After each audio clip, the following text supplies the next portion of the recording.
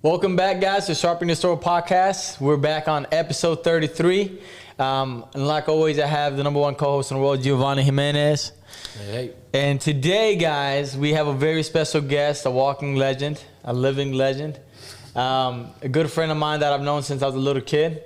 And I have the pleasure of having him on this show, and I can't wait for you guys to hear from him. Today, on this episode, we have Mr. John.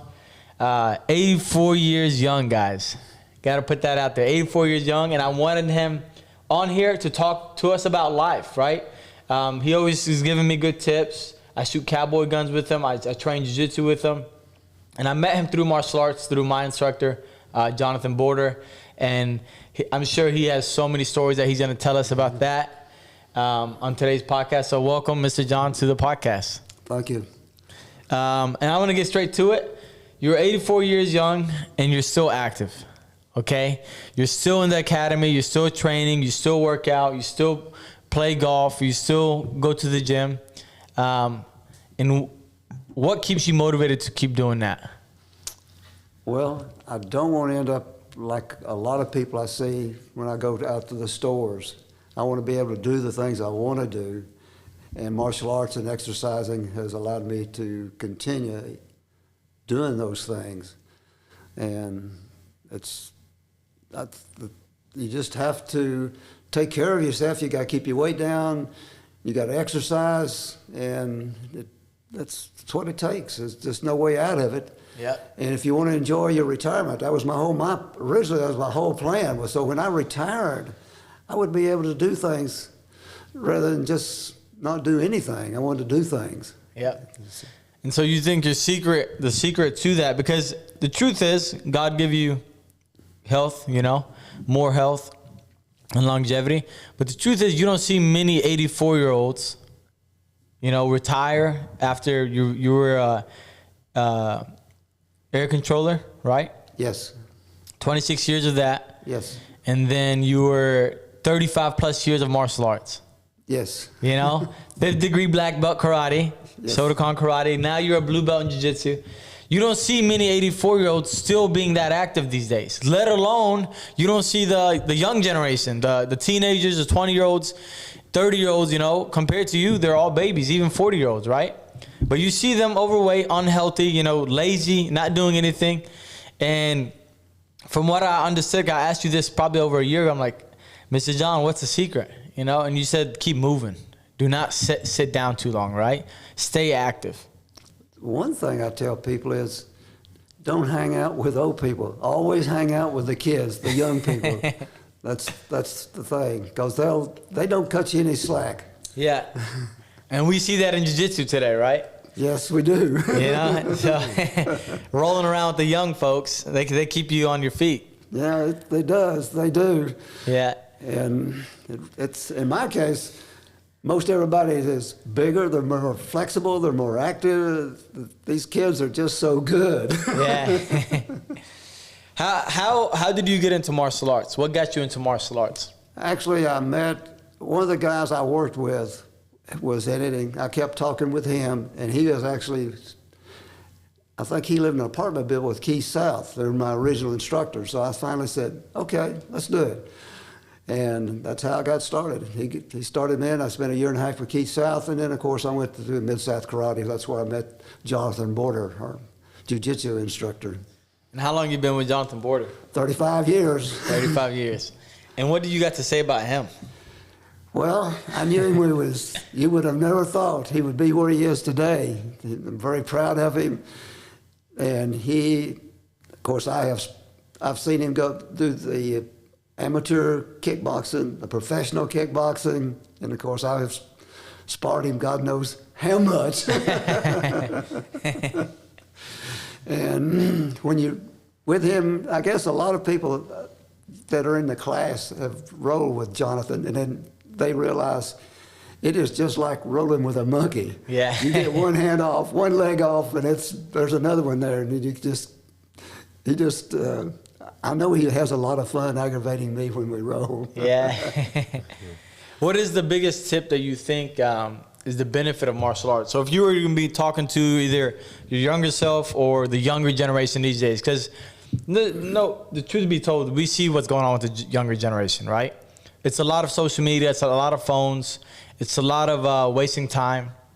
Nothing really about being, and it's not everybody, but not about being active and being healthy. And not many people are into, the traditional martial arts or even like jiu-jitsu. Jiu-jitsu is super famous these days, but the younger generation's still shying away from it. So what's the biggest tip that you think you will give to them in joining something like this and the benefits that they can get out of training? Well, the biggest benefits when you stay in good physical condition is what all you can do, not just martial arts, but it's the other activities. Play golf, go snorkeling, scuba diving, snow skiing. All these things, the better you are physically, the quicker you learn these activities. I know I started skiing, I started out on the greens and worked my way up to the blacks, the moguls, and the black diamonds. But it took several years, but because I stayed in good physical condition, every year I usually went snow skiing twice a year. I continually worked my way right on up to where I could ski. I didn't never ski any powder, it was all gruen, but I was skiing the blacks. And so it allows you to do so much when you're in good physical condition. Yeah. You can do about anything you want to do. And so that brings us to the point. As everybody knows on Sharpen Your Sword podcast, the idea behind it is we have two swords, right? The samurais used to carry two swords. They had a long sword for a regular battle, and then they had the shorter sword when they go into huts or houses. Back in the day, the ceilings were shorter. And so they couldn't pull the long sword and swing it, okay? So they had the short sword to fight close distance and in low ceiling houses. And the two swords that we have today, one of them is the body, right? The second one is the mind. And so we always preach, and I'm glad to hear you say that, we always preach that you have to be in great physical condition. You have to sharpen that sword every day. You have to do something. It doesn't have to be hours of jiu-jitsu. It doesn't have to be hours of training in the gym. Like you come in and you do your 30 minutes on the rower, right? And when you told me that, me being in my 20s, I'm like, only 30 minutes, right?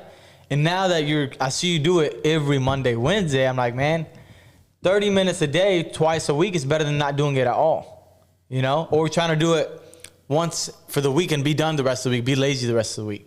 So doing a little bit every day to sharpen your body is going to help you in the long run. And you get to enjoy the activity. That's what most people don't understand. I had a guy come in, and he told me, he said, Coach, I'm overweight, I'm unhealthy, I'm not happy, right?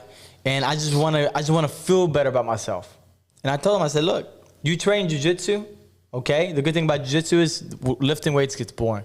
But you train jiu-jitsu, you get in good shape, and you have the capability of doing things. So people need to understand when you're in good shape and you take care of your body, you sharpen that sword, you feel good, your body feels good, it likes you, right? It's happy, and you're going to be more, enjoy more of what you do. And get out of the comfort zone and go do things. Play basketball, go play golf. Whatever it is that you want to do, you can actually do it. Instead of being a lazy person and your body doesn't like it. So it's going to just tell you, hey, just relax. Sit at home. Eat a bag of Cheetos on the couch. You know what I mean? Yes. And so I'm happy to hear you say that because at the end of the day, you're 84, right? We got to listen to the guy that made it to 84. Well, actually, it's one more month. I'll be 84. 84, okay. One more month. So 83, guys, 83.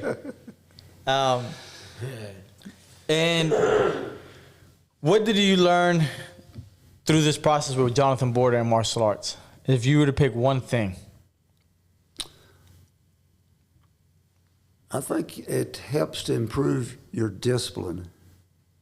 Martial arts, you have to be disciplined to do martial arts because in order to learn martial arts, you're repeating stuff over and over and over and over because that's the only way it becomes automatic if you are in a situation where you have to use it. It has to be, you have to react without almost no thought. Mm-hmm. And by having that discipline, things become automatic. I know a lot of times if I'm just walking through a store, there's occasions where I'll just walk by somebody and put my hands up.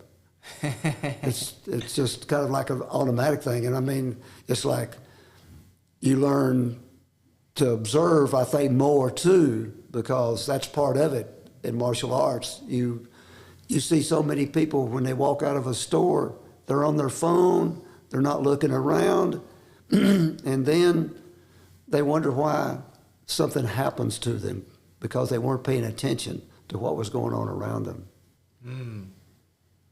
Powerful. 100%. Very powerful. And discipline is one of the biggest things, right? And that's a good thing about martial arts because it ingrains that into you, right? A lot of people don't pay attention to it, but the ones that get into martial arts, you usually can see those are the most disciplined people. If you take a group of people and you look at their work and then they start raising their hands, you ask them what their profession or what their hobbies are. If there's some guys that do martial arts in a group, you're going to see their work is usually a little bit better than the average person, if not much better because of the discipline. And the thing that a lot of people need to understand is without discipline, you can't achieve success. You're not going to be successful in anything because you can't keep the discipline to work on what you want to do, whether it's become, a multimillionaire or to become a great jiu-jitsu athlete or to become a great golfer or entrepreneur, whatever it is. If you lack discipline, and again, the younger folks are going to hate me after this show, but the younger folks, right, this really, I'm talking to you guys, is if you lack discipline, there's not going to be much that you can achieve. And if you lack discipline, you're not going to be as happy because you're going to wonder why whatever you do is not as successful as you want it to be, right? You have to get up and do those reps every single day. You have to do it over and over and over again. The success is in the mundane. It's in the boring things. It's the things that you do over and over again. In jiu-jitsu, people always ask me, like, Coach, how can I get better at the armbar? And I always tell them, like, hey, have you done it 10,000 times? Bruce Lee has this famous quote, and he said, I don't fear the man that knows 10,000 kicks and has repped them 1 or 2 times each, right? I fear the man that knows one kick that he's repped 10,000 times. So he might know one kick, but he's done it 10,000 times. And guess what? When he kicks you with that one kick, it's going to hurt you. Comparing to know all these moves and all these things and you don't put enough time and effort into it. And all these projects that people start. How many goals do people start? How many projects do people start? And they don't put no effort to it. They don't put the 10,000 reps into it. They lack the discipline to get their 10,000 reps. And so quit jumping project to project or goal to goal, Pick one and do your mundane reps. Do your boring reps. Do your 10,000 reps. And then you will start seeing success. And that's what I see from you, right? Because I'll be honest with you, Mr. John. Like, I remember when you first started training at Border Martial Arts, right? Not when we started at GBC. Because at GBC, I was a kid and I used to see you around. And the truth was I used to eavesdrop on you guys. Because it was you, it was Border, and I think it was a guy named Shotgun. Was that his name? I don't remember. He's an older guy, and you guys used to always talk about guns. And I remember being a little kid, and I would be sitting in the corner, and y'all were talking about cowboy shooting, and I didn't know about cowboy shooting back then. And I just like guns. I used to eavesdrop, and I'd be listening to the conversation. I'm like, man, that's so cool, But going back to seeing you start at this gym, as I'm older and I can, analyze and understand what's going on. When you first started jiu-jitsu, like, man, this guy is in his 80s.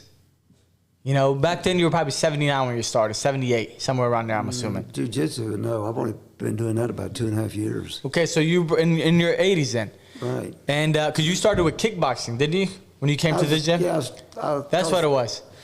You did you did kickboxing with us for a little bit. I'm like, okay, he can do that. It's not going to be too bad. He's working with Jonathan Border, Or I worked with you a couple times. I'm like, we're going to take care of him. And then I see you going to jiu-jitsu, and I looked at Border, and I'm like, bro, what's going on? I'm like, what's going on? Like, he's in his 80s. Like, I don't want nobody to hurt him. I know you're tough, and you can handle yourself. I'm like, I don't want him to get hurt. And Border's like, no, we'll take care of him. And then I remember you doing the moves, and I'm like, man, he's trying, and it wasn't the fanciest, it wasn't the best technique.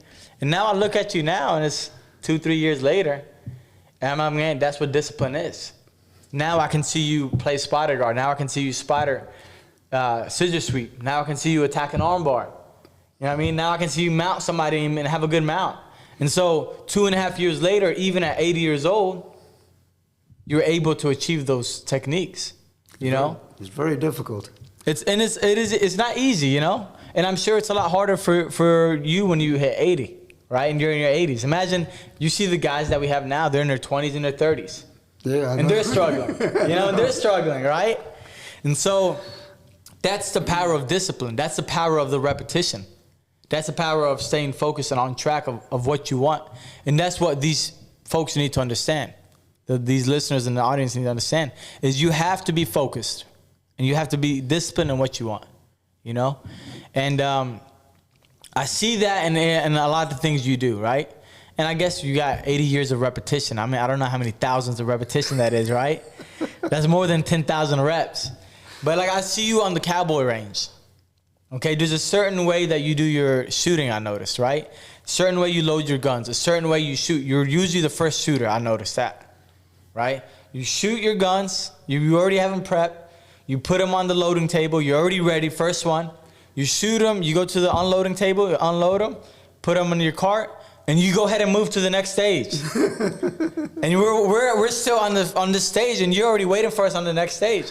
And I noticed that at the last match, the last Cowboy match we had. And I'm like, man, this guy's a step, 2-3 steps ahead of everybody. It's this routine. And I see everybody, they're pretty good. You know, there's some good shooters out there. But they were not sticking to the same routine. You did the same exact thing at every stage.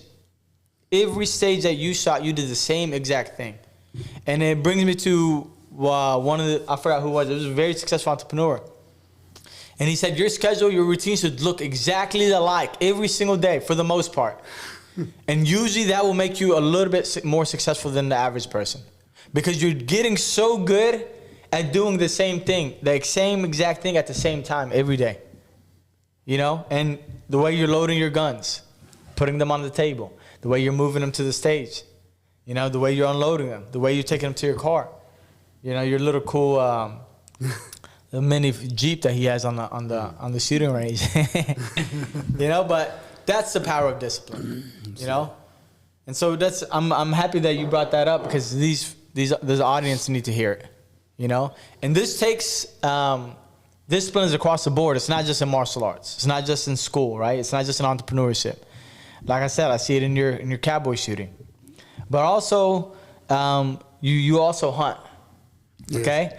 So you're disciplined, and I think the main things, right? I think specifically men, I think you should be disciplined in sharpening your sword, your body, and your mind, which you can do through martial arts and working out like you do.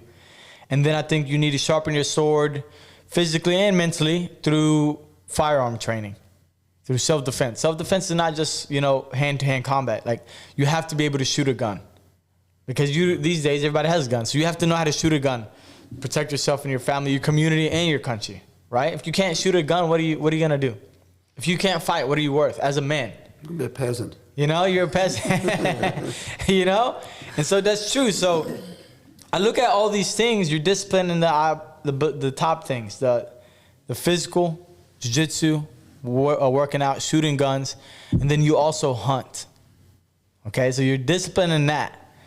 And so, what would you tell the audience in regards of hunting? Because these days you see all these cancers and all these crazy sicknesses coming out, and people are saying it's from the food. And then you also see people just, you know, everything is fast food. And you see also people crying about why you're killing that animal, right?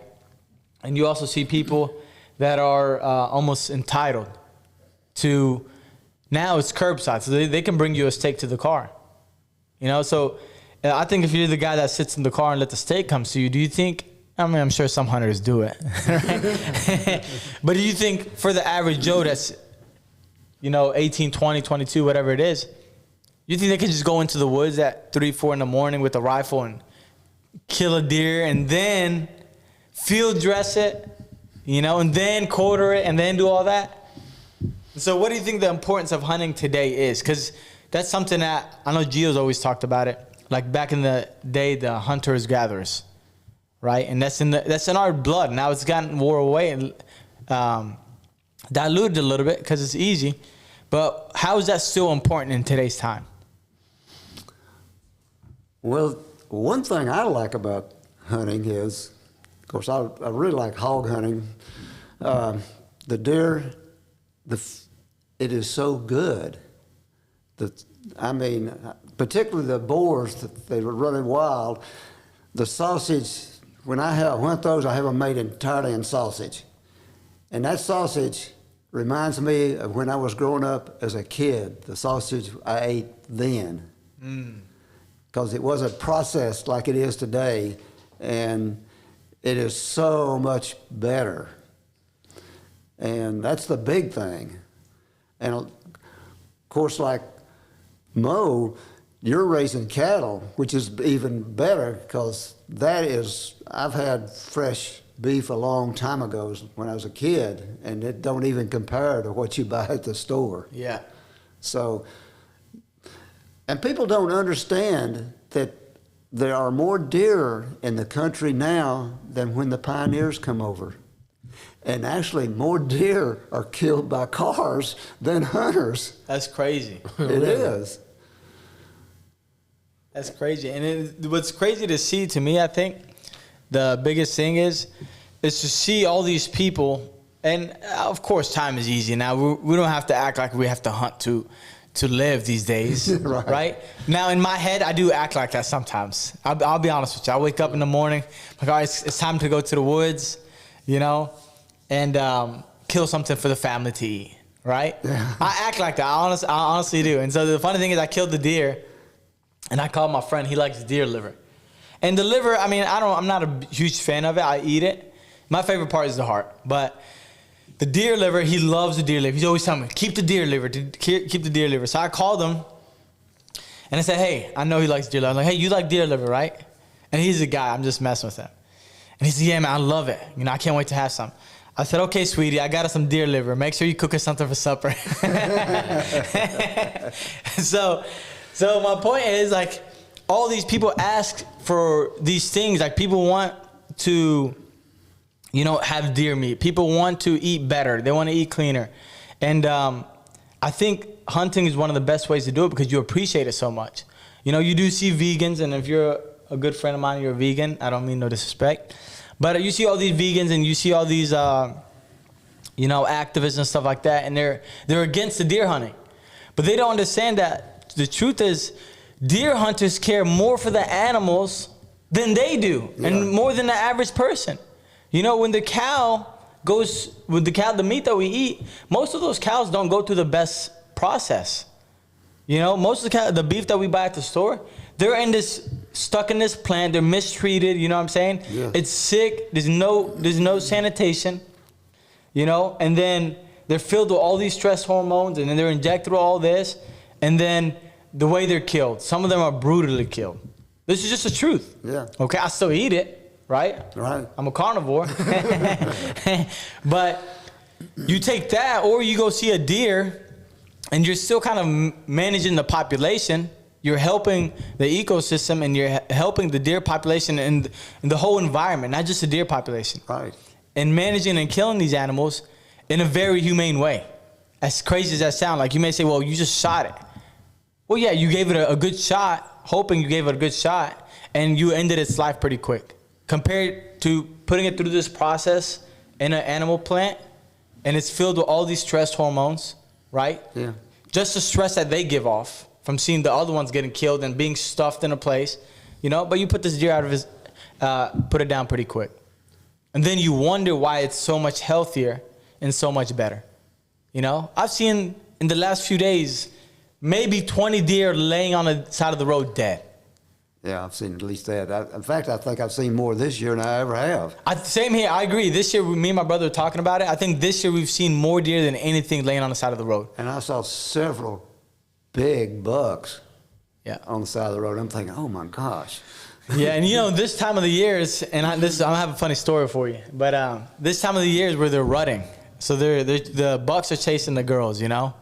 And the crazy thing is, you know, there's a saying, it's like, you know, guys always joke about women being the end of them, right? The death of them, right?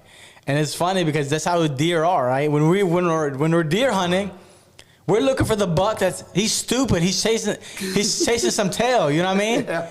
Like I kid you not. I watched the hot doe come out, and the buck comes right chasing her. I'm standing right there. Does not care about me at all. He's worried about that tail that he smelled. Like at all, he doesn't care about nothing.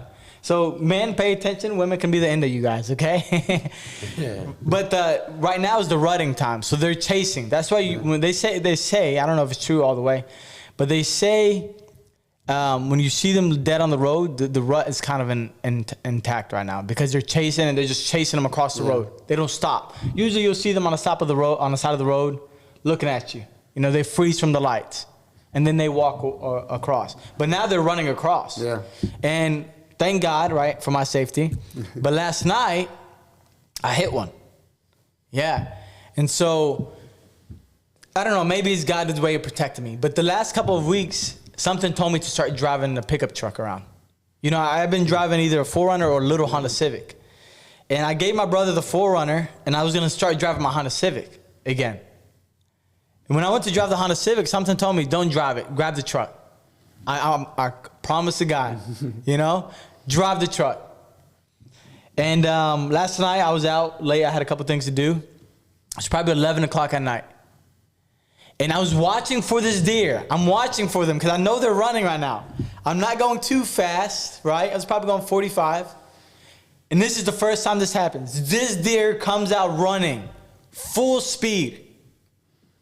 Full speed. I just kind of see him and I smack the brakes. And the truck slides and boom, I hit him. Dude, that can happen so fast. This deer rolled over, skidded across the street, jumped up, and took off. Oh, man. I'm happy that happened, right? Yeah. I'm hoping he's still alive. I honestly I felt so sick to my stomach, right? And I've been hunting for a few years now, and border got me into hunting. And man, like, as much as I love killing a deer, I still love watching deer, and I love these animals. And so when I hear somebody say, like, man, hunters are cruel, and I'm like, man, hunters care more for these deer than anybody, You know, when we see a dead deer on the side of the road, that hurts more than anything. It does. You know, and so I think once you get into the hunting and the gathering part, I think you appreciate, first of all, your ancestors and the old times and how they had to live. And I think you appreciate this life more because you realize, man, it takes a lot of work just to get out there and shoot a deer, okay? And then field dress it and skin it and all this. After all of that, you're like, man, that's a lot of work. And so when you eat that deer meat, it's like the best piece of meat you've ever eaten. That's good. You know? Sorry, I went on my deer hunting. Well, I've originally hunted up in Cumberland Gap area with my uncle. We'd go over the mountains hunt. The first thing I ever shot was a grouse, a bird. And we go up, take 22s, and go up in the woods and hunt squirrels. I made a rabbit and squirrel.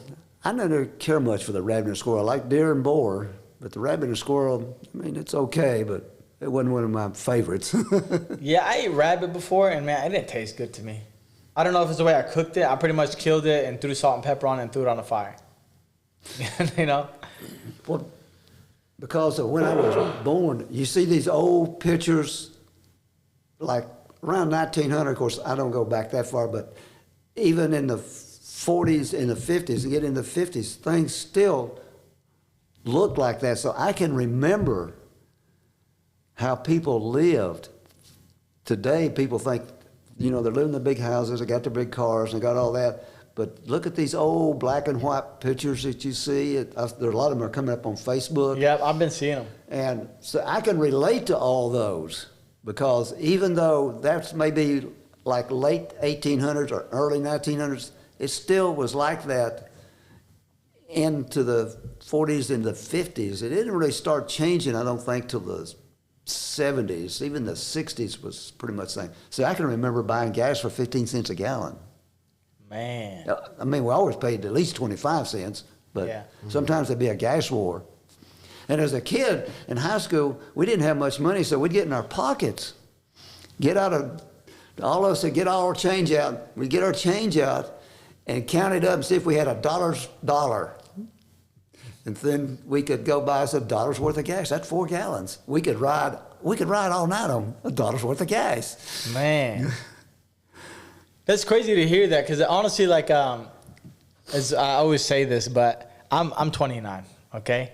But I think I'm like 70, 80 deep down inside, right? My soul. And so I always think about, like, I always try to think back in like the Wild West times. Like, sometimes I say I wish I lived back in the day, right? Because I look, I'm like, man, it seemed like life was simpler back then. I feel like so much is going on these days. So many people have to have the new iPhone. You know, what's the saying, keeping up with the Joneses. Mm-hmm. Was it like that back then, or was it a simple life for everybody? Pretty much. You know, you didn't have the affluent people. I mean, even my high school, I bet most of us didn't have squat.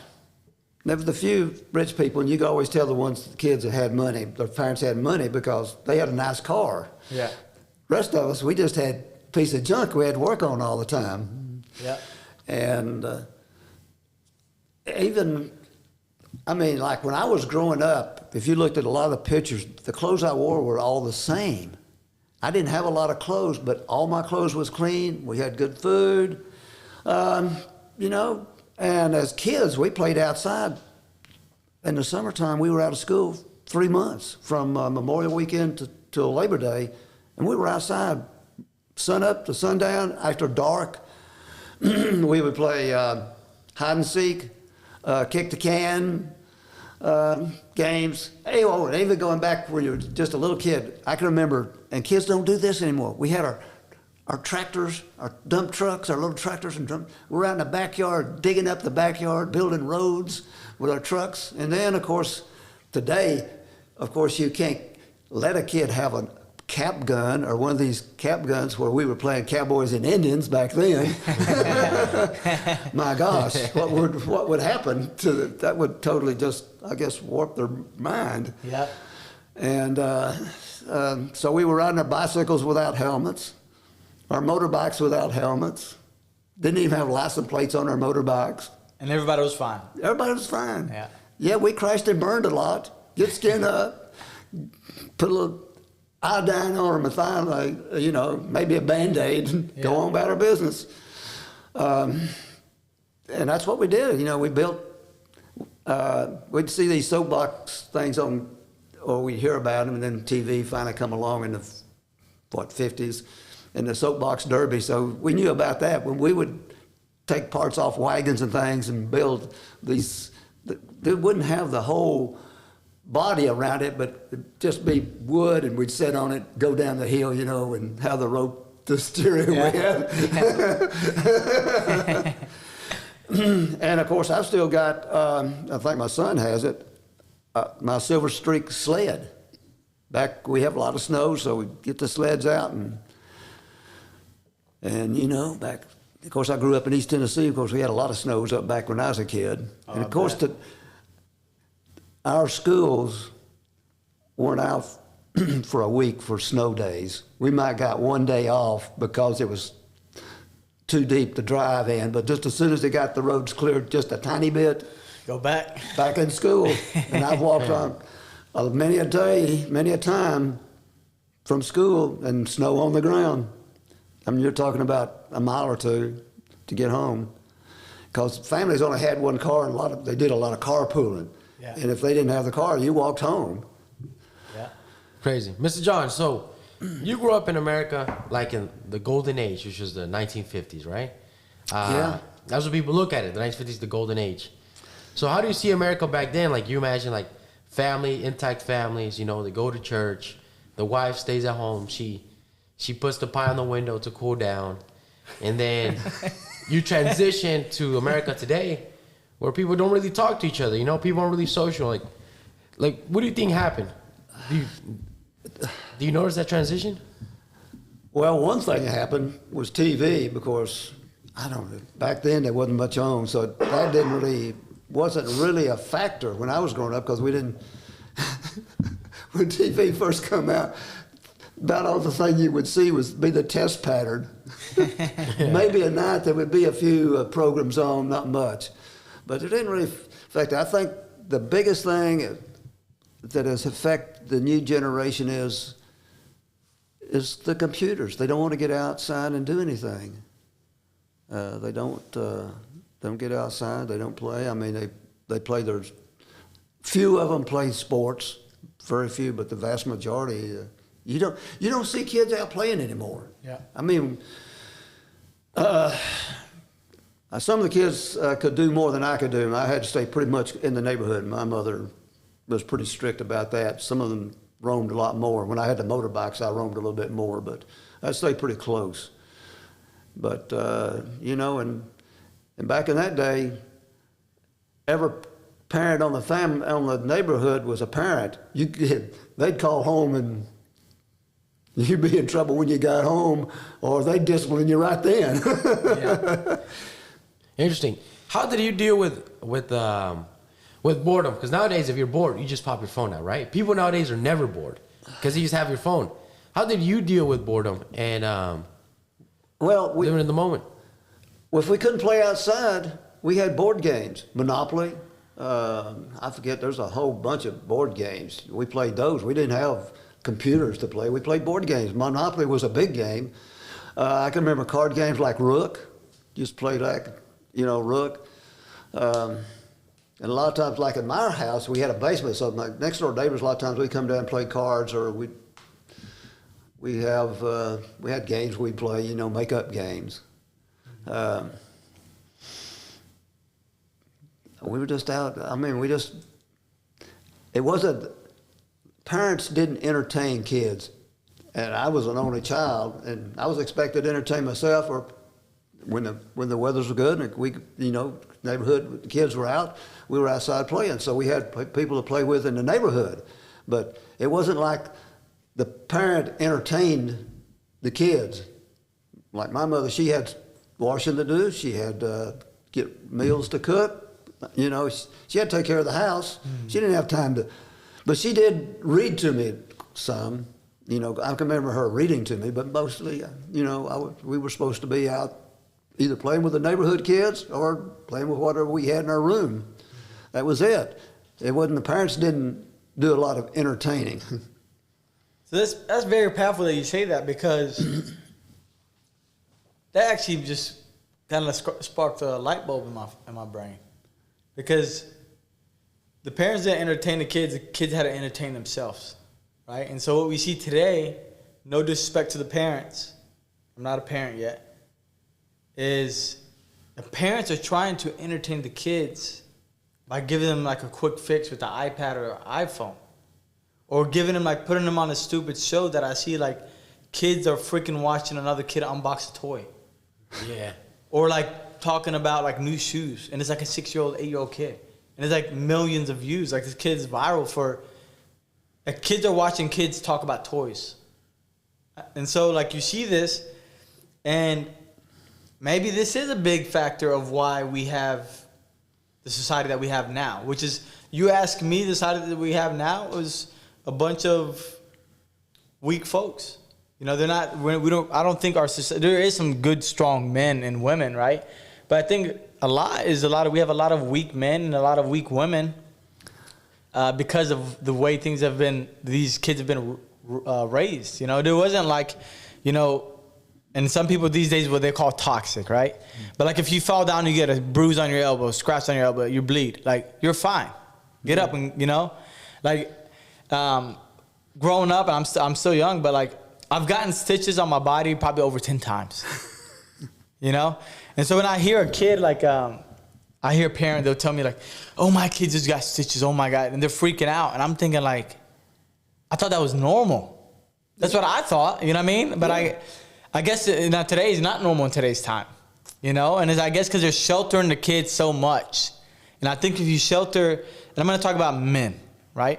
I believe if you shelter men too much, they're not a man no more. They can't. It's not that they're not a man no more. They don't get to fulfill that duty as a man. They will always be a boy, And the things that you do, and that's why I'm blessed to have you as a friend, is like I take you as a good role model of a man. You know, you do martial arts, you take care of your body and your mind, you take care of your family, you shoot guns, you know what I mean? You can fight, you shoot guns, you can fight, you're physically strong, mentally strong, you know, and you hunt on top of that. And so looking at it, like, you don't see that no more. All these guys that I hang out with, the 40, 50-year-olds, I see that from them. But how come I don't see it from these guys that think they're tough and they're 20, 25 years old? You know? So that actually sparked the light bulb. The parents are entertaining the kids right now. They're like, hey, go play outside. You'll be fine. It's like, I see this particularly with mothers and daughters. They start treating their daughters, even at a young age, like this is a friend. Instead of, no, this is still a kid. They're not your friend till they're out on their own. They're still a child if they're leaving at home. Yeah. And that's the way they should be treated. But they're trying to, I know, I see women say, well, our daughters, we can exchange clothes between the two of us. I'm thinking, really? Why is, you're raising your daughter like she's your best friend. She's not. She's your daughter. You're supposed to be teaching her something. Yeah. How to cope with life when she leaves the home and then on her own. But, and it's just, that's, I don't know. I'm thinking, you know, they're kids, and we're not treating them like they're kids. I mean, they're going to, like you say, they're going to fall down, they're going to get hurt, but get up, go on about your business. Yeah. That's crazy. What do you did you notice this transition in American society where because obviously you grew up in the 40s, 50s, 60s, right? Very conservative times.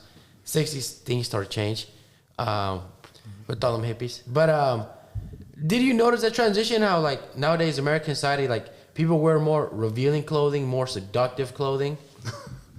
Did you notice the transition, and when do you notice like? You know, Mr. Don likes that. Well, if you're an adult, I don't have a problem with it. The problem I have is when they're dressing their kids like that. That's a problem I have. When you've got a little girl that's 12 years old and she's dressed like a hooker, and then they wonder why they get picked up and hauled off somewhere. Yeah. And I'm thinking, did you not understand? Look at your daughter, how she's dressed. Yeah. It's like an advertisement. Yeah. What do you think of in regards to men in today's society? Because you grew up, and I see posts and stuff like this, but I just wanted to get it from you because you lived it. Is today they call it toxic masculinity, right? When you preach being a strong man, you know, and preach, you know, being able to fight, being able to be physically strong, to be able to be mentally strong, to shoot guns, to hunt, right? To be this guy that does not take no BS from nobody, to be this guy that's a strong man, but he's a good man. He's not just a guy that's a bad guy, right? And he doesn't take any BS, and he stands for what's right. He stands for the right morals, and he has a character, right? And he doesn't go along with all the, here we go again, feminism stuff, right? Mm-hmm. And believes like, hey, the man is the head of the household. The woman is the mom that takes care of the kids, you know. And the man is the one that leads, not the woman that comes in and says, hey, this is what we're going to do, right? Now, everybody has their own way and method. That's up to you. But is this something that was talked about back in the day? Like, this is your duty as a man. Like, this is what you're supposed to do. No, not really. You just knew that that's what was expected of you. And, of course, back when I was growing up, the lady of the house stayed home, took care of the house, took care of the kids, the man worked. But now, they have been, and it actually started with my generation, we got to have the big house, the big car, we got to have all this. And somewhere along the way, people just got brainwashed into the fact that everything had to be that we have to have the best. We got to have the top of the line car. All you have to do is look at Collierville. Mercedes. What do you see mostly? Mercedes, Lexus, Infinitis, BMWs, Maseratis. Yeah. I'm thinking, what in the world are you driving a Maserati for? Starting to see some Ferraris now, Lamborghinis. Yeah. And some of those cars you're talking $250,000. Yeah. I don't know. You go down Houston Levee, go north on Houston Levee and see those big houses. I don't know what I'd do with a big house. Now, I'd like to have a 3 or 4 car garage. But what would you do with a big house? I'd have to have a map to find my way around. Yeah. I mean, my house was probably too small when the kids were growing up, but now it's just the 2 of us, so it's fine. But you see a lot of people, 2 of them, they got the big house. I'm thinking, what do you? I don't know. I'm just amazed anymore at what's going on in the world. You know, I know TV is trying to indoctrinate us to get rid of our guns. Yeah. And of course, in 1776, they tried to take our guns and we shot them. And I don't think people understand the Constitution. What happened on June the 6th, or January the 6th, the Constitution actually says that people have the right to go to Washington and throw them out and elect a new group. It actually happened in Tennessee after World War II. I forget the name of the little town, but they had a sheriff there who was crooked, and nobody could do anything about it. So the boys come home from World War II, saw what was going on. They went down to the armory, got their M1 rifles, took over the jail, kicked the sheriff out, and had a new election. Man. That happened right in Tennessee. But do you think, let me ask you a genuine question, okay? Because so many, what I would call patriots, right? And this is what I believe in today's time. You have true patriots, and then you have the wannabe patriots that want to look cool and say, hey, I love America. Yeah. And they're doing this for clout, and they're doing this for Instagram likes. And the one that you usually see talk the most, I usually say they're full of it the most. Right? Yeah. That's what I say. The one that talks the most is usually full of it the most. And you're seeing this with athletes, and you're seeing this with fighters, and they're talking about, go America, go Trump, I'm a patriot, I love guns. And I'm like, man, you're doing that because you know a lot of people like that. But are you truly a patriot, you know? Yeah. But then you got the other side that are very patriotic, and they mean it from their heart. And they believe in the Constitution, and they believe in all this. But first of all, I want to ask you is, what do you think about them taking the guns? That's the first question. And the second thing is, do you think the people truly have the power anymore, or that's long gone? Because I don't believe the people have the power no more. I think that's gone, in my opinion. But what do I know? I'm 29, right? I think that's long gone, and I don't think there's any capability from the people anymore. Because I think Gio and I talked about it, is they're asleep, is what I say. Our society, the population, the large vast of it, they're like robots. So they follow what's on the news, they follow what's on TV, they follow what's on Facebook and Instagram, and they're just worried about the next big thing. And so they're not aware of really what's going on in the background. And so what do you think of that? Well, okay. Democratic Party, of course, is extremely liberal, and they run roughshod over our Constitution. And what I don't understand is, of course, they want to take our guns.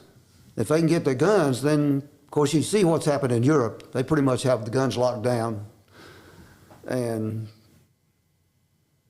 people pretty much don't have a lot. I mean, they have elections, but I don't think they really mount anything. But here, we have the liberal. Our TV now is nothing but propaganda for the Democrats. Your networks are just propaganda. You look at the advertisements anymore. They have went way left. on the advertisements. I mean, I hate to say this, but the three of us, we're in the minority when it comes to the advertisements. You look at who is in the advertisements now, it's 13% of our population. Man. And you just look at it, it's got to where there's only two advertisements I like, the Dr. Pepper and the Mayhem, All-State Mayhem. I'll listen to those. And when there's something on, I just click it off because I don't want to listen to the advertisement. The advertisements have got to where they're actually gross.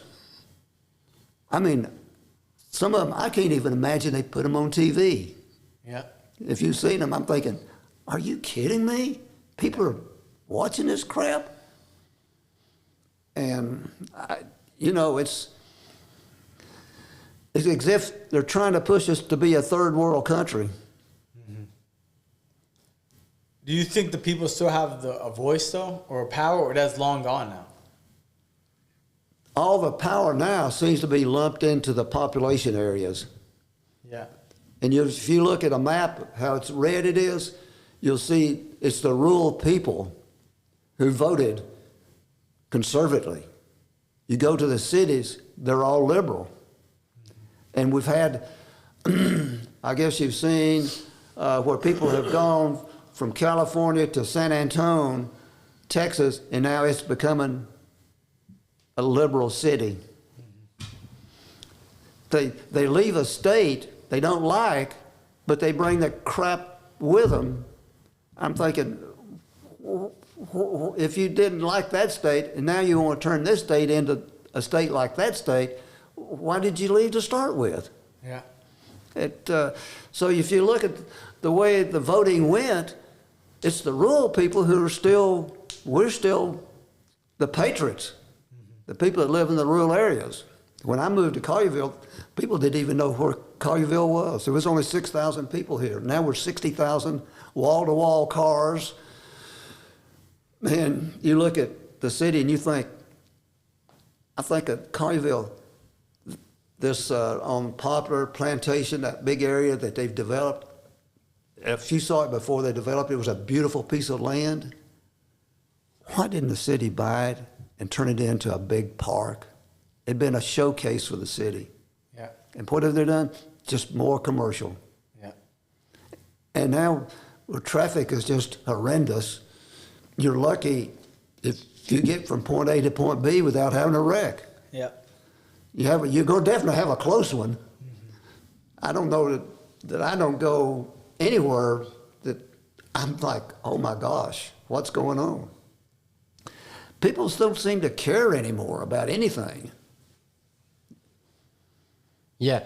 Do you think that we the people still have a say-so, like, in what the government does, or is all the power has been in the like small, super powerful corporations or people that they call the shots, and then they just pretend that we actually do have a say-so, that we the people? I think we do have a group of, I think it's worldwide. I know you've heard of the term, the New World Order. Mm-hmm. It's a group of individuals, billionaires, basically. Gates is one of them. He's cozied up to China. In fact, he's buying land for China right here in the United States, and I don't know why we haven't put a stop to it. I think Trump will. You have Soros, and a lot of people don't know he was a Nazi youth. There's pictures of him in his Nazi uniform. And they say his son is more liberal than him. You got Bloomberg in New York. Oh, they talk about the South and slavery. Do you know what state had more slaves than any state in the Union? Take a guess. I don't know, Northern Virginia? Nope. I don't know, honestly. New York. And the side had more, there was the most had more slaves than any state in the Union. Was it like the Irish slaves or what slaves? Well, the ones we imported from Africa. Yeah. Really? Really, yes, that's a fact. It's a fact. That's crazy. So you would say that that the people over time have lost the power in the government? I think that they've let the government has used. Let's look at some of the really good laws. They're good laws, but they can't be enforced. Seatbelts. It's a great law, but it's only good in head-on collisions back and there. That's another rule. That's a good rule, but we don't have the manpower to enforce it. There's so many laws they've passed, they can't enforce. It's the cell phones, another one. You can't enforce it. I mean, you could. I mean, Oh, they've enforced it. They got me. They got you. Well, let's look at overall. You're out driving. How many people do you? And this is what gets me. You know, all the new cars have Bluetooth. How many people do you see in a brand new Lexus with the phone up here? Yeah. And I'm thinking, I'm guilty. I don't got a brand new Lexus, but it does have a Bluetooth option. I don't use it. but I mean, these are laws that are passed, and then we've gotten away from survival of the fittest. We're letting welfare drag our country down too. Yep. Back when this country was founded, it was survival of the fittest. Can you elaborate more on that? Survival of the fittest? Because I believe with this podcast, Sharpen Your Sword, part of it is survival of the fittest. Okay. If you don't have sharp swords, you won't be of this group. So what would you say about that? Listen to this, talking about survival of the fittest. One of I did research on my relatives.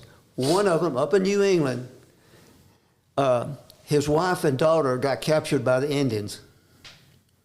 It took him 1 year to get his everything together, but he went and got them. And now there's survival of the fittest, because he went and got his family away from the Indians. Man. So if he wasn't mentally and physically sharp, he ain't doing that. Right. And that was just a flintlock rifle he had. Yep. Maybe a pistol. He might have had a rifle and a pistol, but that'd been about it. Probably just a rifle. Yep. And that's like an extreme case, too, that you're talking about. Imagine just the normal battles that people face mentally these days. Yes. You know, laziness or depression or whatever it is compared to something like that. Well, see, when I was growing up, if you got depressed or something like that, you know what they told you? Pull yourself up by the bootstraps and get going. Don't start that. Just pull yourself up. You got to go do it. That's powerful. So would you say that most people that are depressed and have the anxiety, because nowadays everybody's getting diagnosed with anxiety and depression, and they're getting pills. Do you think people should take these pills, or should they tell a doctor, you don't know what you're talking about? It's really just about mentally, it's a mental thing, not necessarily a medicational thing. You know, I don't know, but I'm real paranoid about taking pills. You have to be so careful. And if you, just on TV, when they're advertising things like these pills, and you're thinking, oh, that looks like a good pill, you know, that's going to help. And then they start talking about the side effects. And some of the side effects on some of these pills is it can cause death. Yeah. And I'm thinking, wow. What they should start saying on all these pills is, hey, it may help you for a little bit, but it may cause death. Yeah. Right? And one of my friends messed with me because he's like, man, Western medicine, you know, is good for you. You know, it's scientifically, is scientists and all that. And I'm like, bro, no disrespect. I love the United States. I think it's arguably the best country in the world, right? Not just in the area, in the world, the whole universe, right? But, all right, Gio's him like, yeah, I told you, Mo. But it's capitalist. Okay, so when you talk about capitalists, guess what? They're going to sell it to you whether it's good for you or bad for you. Whether it's going to kill you or heal you. They're going to sell it for you. Yeah. You know? And if most of these studies that you look up on depression or anxiety or stuff like that, they'll give you a pill. And you know some of the biggest side effects that come with depression pills is if you get off of it, it's going to make you suicidal. And it's going to make it so much worse. So you have to almost stay on it. Wow. Yeah. Andy Frisella talks about this. You know, and so like everything There's something for it. It's not and some people say ADHD, you know, like, again, I don't have kids, no disrespect parents to the kids that have kids, but it's like they're diagnosing these kids are 2, 3, 4-year-old, 5-year-old, 6-year-old boys, 8-year-old boys, 10-year-old boys with ADHD. I'm like, bro, he's a boy. He has energy. He's full of piss and vinegar. Let him go run. If he wasn't trapped in the house all day, if he wasn't trapped in school all day, he probably wouldn't act like that. If he grew up on the farm, right? Yeah. He had to work with his hands. He had to do labor every day. You know, we're not talking about go build a house, but he got to go pick eggs, go get something, go throw hay out, go pick the garden, go do something, go mow the lawn. You know, go prune the trees, go chop firewood, go hunting, do something, go pick up some bricks and move them. He would not be able to act that way. I think sometimes I'm like, man, Mo, you have ADHD. And sometimes I can't sit down, right? I'll go work for 3-4 hours on the farm. Guess what? I'm perfectly fine. What I needed to do was just work. You know, so they're diagnosing every kid. Like, if you say, hey, I want to get my kid diagnosed with ADHD, guess what they're going to say? Oh, yeah, positive. He has it. Boom. Yep. They're not going to say, oh, no, he doesn't have it. Very rare people are going to say that. You know? So I think that's crazy. Oh, yeah, there's no doubt about it. I don't care what you got, they got a pill for it. That's it. They give you, you know what's crazy? They give you pills these days sometimes if you have too much of something. Like if your numbers are too high in like a vitamin and not in a bad way. Oh, we have to bring that back down. Let me give you this. That's not normal. You know what I mean? So it's crazy. And it's like the biggest one, and there's some studies that there's some side effects from it, like vitamin D, right? So like vitamin D, there's pills for it. They give you pills for vitamin D. But at the end of the day, if you get enough sunlight, you're fine. You know? I went and got my labs ran, and thank God the doctor told me, like, man, your vitamin D is way above normal. And I was like, yeah, I'm always outside. I'm always on the farm. And he said, that's your answer. Like, that's a good thing. It's not a bad thing. Yeah. And so most of these people that have very low vitamin D, what are you doing? You're inside all day. You're sitting on the couch. You're sitting behind the desk all day. You're not taking 30 minutes of the morning to go on a walk. You're not on the weekend doing something. You're not mowing the lawn. You're hiring somebody to mow your lawn, right? And so you just get outside, you know, work, you know. But that's a cool story you said about the Indians. Do you have any other cool stories like that? About your family member going to get his family? No, it's the only one I have. I don't have a lot. It's good. What about stories of like men being tough and why you need to be tough? No, not right offhand. It was just a different time and different place. I had relatives that fought on both sides of the Civil War. I had relatives that had slaves. Most all of my relatives come from the British Isles. Only one was from Germany. My father's mother's relatives were from Germany. The rest of them were from the British Isles. There's a possibility that I'm kin to Macbeth. I went back and there's a little gap in there, and there's probably that. I have in my history a individual who was a Knight Templar. One was secretary to the King of England. I have 2 or 3 coat of arms. But it's really interesting to go back in history. I went on Ancestry for a while and looked at it. Learned a lot of history of my family. That's crazy, man. Yeah. I want to ask you, John, you know, nowadays in social media, there's this thing it's called Bare Minimum Mondays. Bare Minimum Mondays. So it's where like young people, right, they go to work on Mondays after a weekend of having fun, right? And so they're like, man, I hate this job. I'm not getting paid much money. So I'm going to do the bare minimum, right? And then I'm going to take Friday off too. So like they want to do the bare minimum. They barely want to work, right? And they want to have the nice Lexus so they can talk on the phone, right? They want to have the big house. But what do you say to like young people that, you know, they're upset at the system, right? They don't want to work. They don't really want to push themselves. But they also expect to one day have all the materialistic things, you know, have success. So what do you say about that? People that barely put the minimum effort in, but get the maximum reward. Well, the problem is the parents. They allow their kids to grow up in today's environment They just keep handing them out. I was told by one individual, this has been several years back, that there were kids in Collierville whose monthly allowance was $1,000. This is back in the day or now? Since Collierville become so affluent. Yeah. What? Yeah. Okay. I guarantee there was 2 kids, and I bet they were driving the same Jeep, identical Jeep, different colors, and I bet it was last year when they're graduating. I assume they was graduation gifts from their parents, and I was talking to a salesman and told him what kind of car. He said, "Oh yeah, that was probably a $60,000 Jeep." And I'm thinking, why would a parent spend $60,000 on a Jeep on a high school kid when he's fixing to go to college or trade school or whatever? The kids today, like when I was growing up, I was about that tall, and the lawnmower was about as big as me, and I think we had about an acre yard, and I had to mow the yard. Yep. And if I didn't do it right, I mowed it again.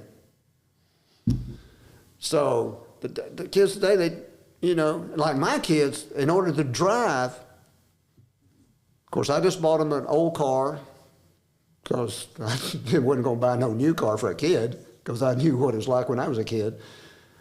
So every night I'd probably come home from work and I'd have to fix one of their cars. But one requirement they had to somewhere or another find out how they could make enough money to pay for their car insurance.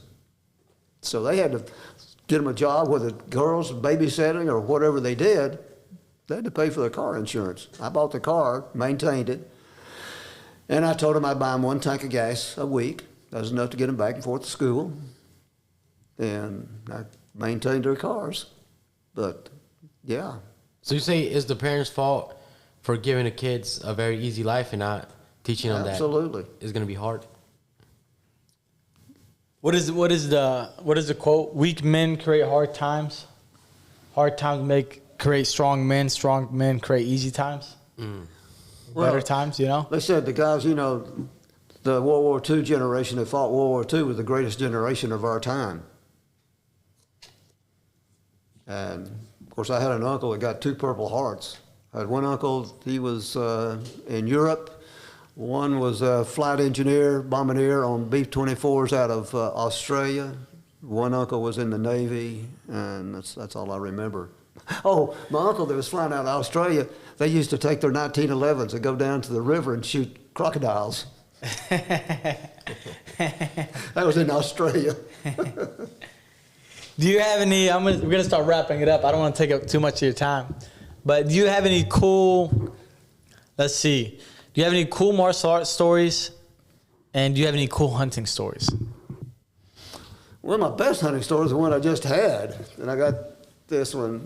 We were, of course, over around Batesville on the deer hunt. Jonathan actually wanted to get a bear, but the bears weren't moving. So I'm down in this little valley, and there's a hill behind me, and there's a little gully going up this way, and this hill here, the sun's coming up over this hill. And that morning, I'd already seen 2 nice does run across this field, but wasn't no way I was going to get a scope on them. So I'm sitting there in my stand, and I look, and I'd already measured this. It was 170 yards up there. So I hit something over this 170 yards. But the day before, I'll get back to the originally, but the day before, looking up in that same area, I had seen a buck. And listen to this. They were just ambling along. A doe was following him. And I probably should have tried to take a shot. If I hadn't run, I probably could have got 2 that day if it didn't run. But anyway, back on the stories. So I'm sitting there up in the stand. I'm looking around. So I look up through there, and I'm looking, and I can just barely see it. And I can tell he's big, and I'm looking at him, he's just standing up here. He wanders up, he's just standing, and I can tell he's big. I can't tell if he's got any, I can't tell if he's a male or female, but I can tell he's good size. So I'm sitting there, and finally I said, bam, I'm shooting. He hits, he flops around, but he's down. And what I didn't realize, he must have been moving a little bit, because when I saw him laying on the ground, I actually hit him in the neck. And so I took my finger and I ran it over. And so I'm pretty sure I was probably lined up right where I wanted to be, but evidently he was moving a little bit. It was a good, and I got him. But that was pretty good because that was the longest shot I'd ever taken. And that was my first deer. Really? Yeah, that was my first deer. I've got a lot of boar, but that was my first deer. Congrats, man. Yeah. That's a big deal. Yeah. Particularly the shot I took, I could just barely make him out. And I wasn't real. I thought I was lined up on his shoulder, but I really couldn't tell exactly. And he was kind of moving around a little bit. And I thought, man, I'm shooting. But on the way back, talking about two little ones, about yay big, ran right across. The second one we hit. I don't know if it made it or not, but Jonathan was driving. He jammed on the brakes, and first one got across, so we hit the other one. I don't know if it hurt him or not. But some of the things I've done has been pretty interesting. I used to free dive up at Greer's Ferry for fish. Hold your breath, go down, spear gun, shoot fish. Man. You told me a story about hog hunting once. I don't know I think it was you. You had a rifle on a stand and it came running at you, or? Oh, okay. I never forgot that one. Pencil pusher. Pencil pusher. Yeah, this was, I think, our first hog. Maybe the second, I don't know. We had already shot our hog. We were sitting up there waiting for them to come by and pick us up. So I'm sitting up there and I suddenly look, we've already unloaded our guns. And so I'm sitting there and looking, and all of a sudden, coming from about way down there, here comes this one hog. Usually they're running, He's just ambling along, da-da-da-da. I said, pencil pusher, look. Pencil pusher grabs that rifle up and goes, click, click. And by this time, I am laughing like you wouldn't believe. He reaches in his pocket, gets him a couple of shots, bam, bam. Got the pig. But I'm laughing at him because when he went click, click. He wasn't ready. Well, we thought we were done for the day, And what surprised us was all the rest of them maybe stop a little bit, and we have to shoot real quick and get one. And here comes this one just plodding along, You y'all done your hunting, so I'm safe. But it turned out he wasn't safe. But that was pretty fun. I laughed. Oh, here's another good one. This pencil pusher again. Same place. We're out walking the first day, and we run up on a nest. It's got like 3 or 4 little piglets in it. Oh, man. So I've got my camera. I'm taking pictures. And I look over at Principal. I said, we got to go. He said, what do you mean we got to go? I said, Principal, we got to go. What do you mean? We got to go. I said, we don't want to be here when Mama comes. I said, I don't know if I can get my rifle around quick enough to do anything if Mama shows up and said, we need to go. That's funny. Oh, and this is the same trip. Jonathan and Pencil Pusher decides they're going to go hunt with the dogs and a knife. Oh, I heard this story, yeah. Yeah. They said, you were going. I said, no, I'm not. This guy's got more sense than that. So they go out. Dogs, I guess, latch onto it, and they run up, and they do the thing. They get their pig. Come back, blood everywhere. Yeah. You know what's crazy about hunting, man? The first time that I've always wanted, I grew up wanting to deer hunt. I never had the capability, but I used to work in like Hardman County and stuff like that, and I used to sell stuff on the street, like clothes and shoes. And I would see all these deer hunters with all these deer, and I just grew up wanting to hunt, man. Like it was like a burning desire that ate me up because it took me 10, 12 years to finally do it. Yeah. Border took me on my first hunt, and man, I never forgot it. First deer, we were out there. I went and bought me some Walmart camo. Actually, no, he bought me the camo. It was a gift. He bought me the camo, and I went and bought a rifle, and I went to Academy. They bore sighted. I didn't even check it. I didn't check the rifle, okay? Thank God it was on. It was zero, it was good. But we get there, and we're sitting, and it starts pouring rain. Pouring, and my stuff is not waterproof, okay? And it's freezing cold. And I'm sitting there, man, just freezing my butt off, but I can't move. I can't shake because I don't want to scare the deer. Next thing you know, he taps me on my shoulder and he's like, it's coming. I'm like, where is it? I see it. And I'm like, oh, snap, you know? And I thought it was a doe. And it came close, and I'm looking at it, but a droplet of water lands on my scope, so it gets blurry. And so it felt like it was like an hour long of me trying to get on him, and he was only like 20 yards away. And so, boom, I shoot him, and he just drops. And Border smacked me on my shoulder. I was like, bro, what took you so long? Like, there's water in my scope. What you mean? And, dude, I just started shaking because I finally just let go because I was soaking wet. And I've never forgot it, you know. And the cool thing about hunting is every hunting trip, every time I've killed something, I'll never forget. I'll remember it as if it was yesterday. Every time. And the crazy thing is you make some of the best memories with the people that you love the most on a hunting trip. You know, and it cracks me up when you say those stories, because I think of Border, you know, when he took me on my first hunt. Yeah, Border and I really become close over 35 years. That's crazy. That's a lifetime, yeah. Man.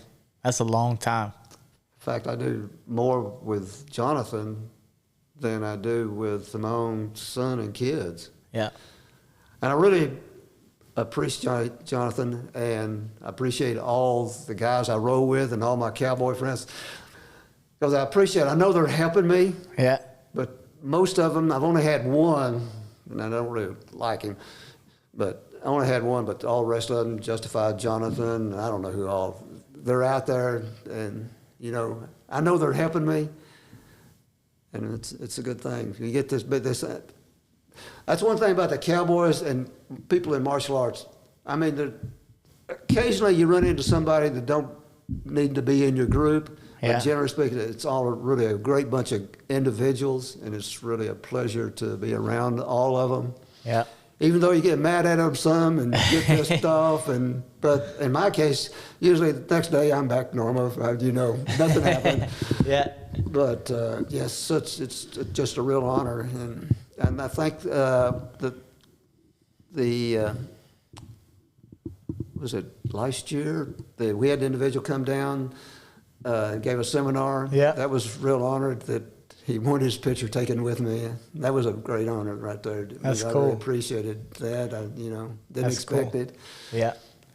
That's cool. Well, Mr. John, we're going to wrap it up. And it's a big honor to know you. It's a big blessing to know you. And I appreciate you a lot for everything. I appreciate that you're at our academy. And I appreciate you showing me the ropes and cowboy shooting, you know, and martial arts, right? And like I said, I remember you when I was a kid. You know, we didn't know each other like that back then, but I'm very happy to have gotten to know you the last few years at our academy.